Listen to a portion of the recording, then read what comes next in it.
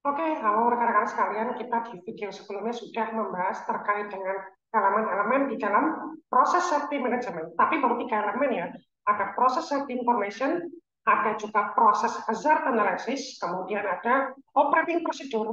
Nah, sekarang kita akan membahas elemen-elemen yang berikutnya ya, karena kita punya 14 elemen di dalam proses safety management. Nah, elemen yang keempat ini adalah employee participation atau partisipasi dari pekerja. Jadi, di dalam proses safety management, maka para pelaku safety proses, engineer, itu perlu melakukan konsultasi atau diskusi dengan para employee atau para pekerja atau dengan perwakilan pekerja. Untuk apa? Untuk mengembangkan dan melakukan kajian bahaya. Kenapa? Karena pekerja ini yang bekerja langsung di lapangan, bekerja langsung dengan sistem, bekerja langsung berhadapan dekat dengan mesin, sehingga mereka mungkin mungkin mengetahui lebih banyak atau mengetahui lebih praktis terkait dengan apa saja potensi bahaya di tempat kerja, serta kira-kira perencanaan apa yang perlu dilakukan untuk mencegah kecelakaan, serta kira-kira memberikan akses yang standar yang dibutuhkan untuk mencegah kecelakaan itu. Itu harus ada di dalam manajemen keselamatan proses, employee participation. Oke, sekarang kita ke elemen yang kelima adalah training. Nah, untuk training ini pelatihan ya, jadi jelas siapapun ya, terutama para pekerja ini wajib harus di training, baik itu pekerja lama ataupun pekerja baru, terkait dengan apa? Terkait dengan prosedur operasi, prosedur dari keselamatan, prosedur dalam keadaan darurat atau prosedur emergensi, dan juga seterusnya. Semua pekerja harus mendapatkan training atau dia disertifikasikan. Jadi bisa di training saja atau kemudian disertifikasikan juga bisa. Sehingga dia punya sertifikat-sertifikat training yang cukup sebagai bekal dia untuk bekerja. Atau misalkan secara berkala kita lakukan refresh training. Jadi misalkan dia sudah di training tapi sudah 3 tahun lalu. Nah, kita lakukan penyegaran kembali dengan refresh training. Paling tidak minimal sekali dalam 3 tahun. Jadi 3 tahun sekali di refresh training, gitu, di training lagi untuk penyegaran. Nah, untuk para pekerja yang sudah mendapatkan training harus didokumentasikan, termasuk misalkan tanggal training, identitas lengkapnya training, dan juga proses untuk verifikasi. Untuk memastikan para pekerja ini memahami yang materi training. Jadi ada dokumentasi terkait dengan tanggal trainingnya kapan, identitasnya siapa saja para pekerja yang mendapatkan training, dan juga proses verifikasi. Misalkan kita tes, gitu ya, kita lakukan pengujian, atau kita berikan semacam penugasan. Nah, itu kita lakukan evaluasi dari hasil training. Nah, itu adalah elemen dari proses safety management yang kelima, itu training. Elemen dari proses safety management yang keenam itu adalah kontraktor. Jadi ada banyak sekali kategori kontraktor yang sering digunakan oleh perusahaan. Jadi misalkan ada pekerja kontrak yang dia mengoperasikan proses produksi, atau pekerja kontrak tapi dia melakukan pekerjaan-pekerjaan rutin lainnya di mana pekerjaan itu dikerjakan dengan membutuhkan keahlian yang khusus. Atau ada juga pekerja kontrak yang itu pekerja kontrak jangka pendek, misalkan dia cuma 2 bulan, 3 bulan, atau mungkin cuma setengah tahun, atau mungkin paling lama setahun. Nah, maka dibutuhkan dibutuhkan klasifikasi yang pasti ya. Misalkan ada juga vendor yang melakukan renovasi, ada vendor yang melakukan ekspansi, ada vendor yang melakukan maintenance atau melakukan instalasi dan sebagainya. Jadi ada banyak sekali pekerja-pekerja kontrak.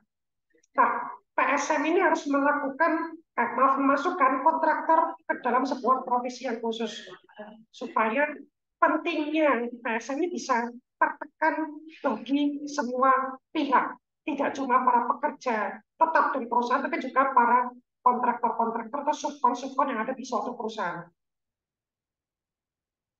Nah, kewajiban dan tanggung jawab perusahaan terhadap kontraktor itu seperti ini.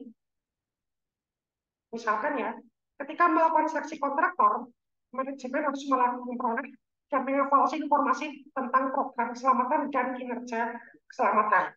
Ini sudah sering dilakukan ya ketika ada seleksi kontraktor, maka manajemen mengevaluasi itu. Dengan cara apa? Kontraktornya membuat kontraktor safety management system atau CSMS. Dan nanti CSMS-nya kemudian dievaluasi oleh perusahaan yang meng-hire kontraktor itu. Manajemen juga harus menginformasikan kepada para pekerja kontraktor tentang sumber-sumber biaya di tempat kerja. Jadi supaya kontraktor ini ketika bekerja, dia tahu, dapat informasi dari manajemen, dari perusahaan pemberi kontraknya tentang sumber-sumber biaya di tempat kerja. Potensi-potensi bahayanya apa saja? Apakah potensi kebakaran, potensi ledakan, potensi pelepasan gas beracun, atau yang lainnya yang bisa berpotensi memberikan kecelakaan atau gangguan penyakit kesehatan terhadap para pekerja kontraktor itu. Kemudian manajemen juga harus melibatkan prosedur tanggap darurat di tempat itu, di tempat kerja perusahaan itu. Dijelaskan, di tempat ini, di perusahaan kami, kalau ada tanggap darurat, prosedurnya seperti ini. Sehingga para pekerja kontrak ini tahu ketika kondisi darurat harus melakukan apa, harus mengetahui prosedur yang seperti apa. Jangan sampai misalkan kontraktor itu dia punya prosedur sendiri, perusahaan punya prosedur sendiri, berbeda. Nah, ketika ada emergensi, bertabrakan. Kemudian mengembang dan mengimplementasikan sistem kerja yang aman dengan mengontrol keberadaan masuk dan keluar. Ini untuk screening ya, keluar masuk dari lokasi operasi atau lokasi produksi itu dikembangkan sistem kontrolnya. Kemudian melakukan evaluasi kinerja kontraktor secara berkala. Jadi secara berkala, secara periodik, para kontraktor ini kemudian dievaluasi kinerjanya dengan menggunakan berbagai macam cara atau metode yang bisa dikembangkan sendiri oleh manajemen perusahaan. Itu kewajiban dan tanggung jawab perusahaan terhadap kontraktor. Nah, sekarang apa saja kewajiban dan tanggung jawab dari kontraktor itu sendiri? Jadi kontraktor juga punya kewajiban dan tanggung jawab. Ya, misalkan mereka harus memastikan ya bahwa semua pekerja kontraknya itu sudah mendapatkan training yang diperlukan untuk pekerjaannya. Baik itu training untuk kebutuhan teknisnya, untuk teknis pekerjaannya, atau training terkait dengan safety prosesnya. Memastikan bahwa semua pekerja sudah mendapatkan informasi yang jelas tentang sumber-sumber bahaya di tempat kerja. Jadi memastikan bahwa pekerjanya dari kontraktor itu udah tahu apa potensi bahaya ketika kerja di perusahaan itu, apa potensi kebakaran, apa potensi macam-macam bahaya di tempat itu yang berkaitan sama pekerjaan mereka. Mendokumentasikan pekerja-pekerja yang sudah mendapatkan training. Jadi pekerja-pekerja mereka yang sudah di-training didokumentasikan. Kalau perlu ada data yang jelas, siapa yang sudah training, siapa yang belum.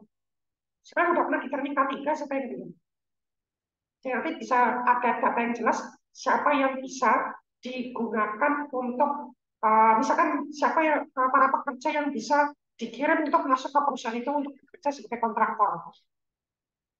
Dan juga kontraktor ini perlu memastikan bahwa pekerjanya mereka, setiap pekerja dari mereka sudah mengikuti prosedur keselamatan kerja dan sudah mengikuti prosedur kerja yang sudah ditetapkan. Dan kalau semisal ada bahaya-bahaya khusus, maka kontraktor ini perlu memberikan informasi ya, masukan kepada perusahaan pemberi kerja. Oh, ternyata di tempat kerja Anda ada bahaya khusus begini. Ini teridentifikasi dari uh, kerja kami yang bekerja di site itu, di lapangan itu. Karena terkadang perusahaan tidak mengenali bahaya-bahaya yang khusus atau spesifik di tempat kerja itu. Nah, itu elemen proses safety management yang keenam, kontraktor.